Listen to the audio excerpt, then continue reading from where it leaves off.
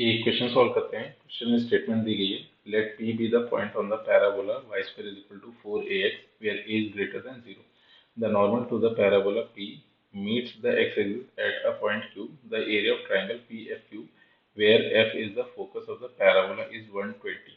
If the slope m of the normal and a are both positive integers, then the pair a comma m is, and इसके respect में ये चार options अपने पास given है।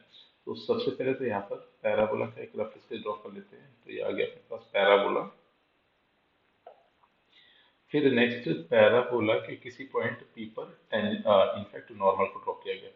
तो P के coordinates यहाँ पर लिखे जा सकते हैं, क्योंकि P पॉइंट पैराबोला पर लाई कर रहा है और साथ ही साथ यहाँ से नॉर्मल ड्रॉ किया गया। कुल मिला के ऐसे बोला जा सकता है कि नॉर्मल P पॉइंट पे कट कर रहा है, तो P इस तरह से एक कोनॉर्मल पॉइंट हुआ। तो इस तरह से यहाँ पर P के कोऑर्डिनेट्स लिखे जा सकते हैं am² कॉमा माइनस का 2am। और फिर फर्दर हुआ ये था कि नॉर्मल जो कि अपने पास मिल रही कुछ ऐसे y is equal to mx minus का 2am माइनस am³। फिर ये नॉर्मल x एक्सिस को किसी पॉइंट q पर कट कर रही थी, तो x एक्सिस को कट कर रही थी, इसके लिए सिंपली यहाँ पर x इंटरसेप्ट पता कर लेते हैं। तो x इंटरसेप्ट के लिए y इक्वल टू 0 अपने पास हो गया। तो यहाँ से रिजल्टेंट आया mx is equal to 2am plus am³। Further इसे सिंप्लीफाई करें तो x की वैल्यू अपने पास मिल गई 2a प्लस am²। तो इस तरह से अपने पास q पॉइंट ये हो गया, और q के कोऑर्डिनेट्स यहाँ से अपने पास बन जाएंगे 2a प्लस am² कॉमा 0।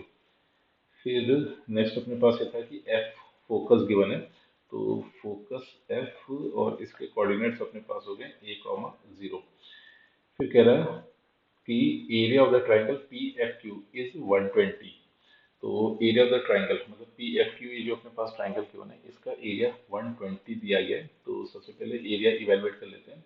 तो एरिया के लिए अपने पास आ गया 1/2 बेस इंटू हाइट। तो बेस को अगर देखा जाए तो ये अपने पास बन गया FQ, और हाइट की अगर बात की जाए तो ये अपने पास ये परपेंडिकुलर लेंथ हो जाएगी इस पॉइंट को, मतलब ये जो फुट अपने पास आया परपेंडिकुलर का, इसको अगर m कह दिया जाए तो ये अपने पास बन गया PM, और ये अपने पास दिया गया 120। तो इसे लिखा जा सकता है 1/2। और FQ को अगर इवेलुएट किया जाए तो FQ सिंपली अपने पास आ जाएगा। तो FQ को अगर देखा जाए, ये अपने पास ओरिजिन गिवन था, तो ये बन जाएगा OQ माइनस का OF।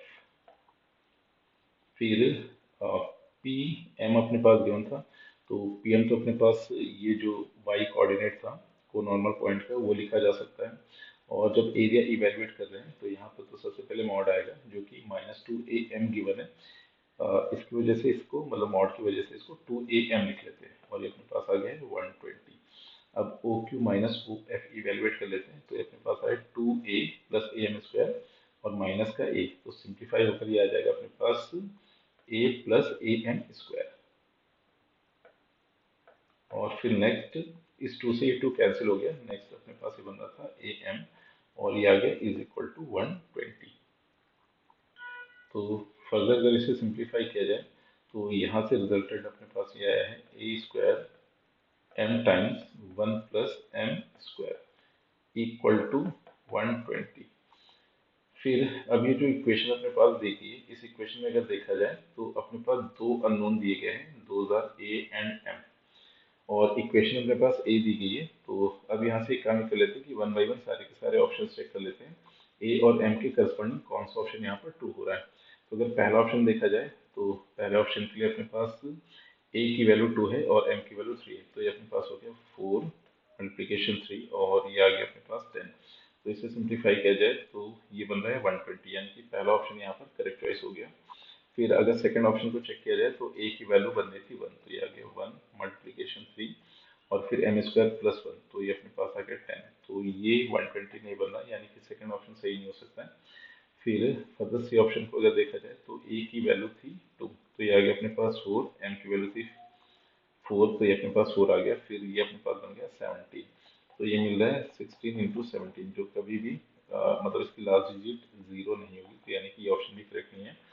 और डी ऑप्शन को अगर चेक किया जाए तो a² ये अपने पास बन गया 9 और m की वैल्यू थी 4, और ये हो गया 4² प्लस 1 यानी कि 70। Similar 36 multiplication 17। तो यहाँ से भी अगर देखा जाए तो ये 120 नहीं बन रहा, तो इस क्वेश्चन में option A is the only correct choice.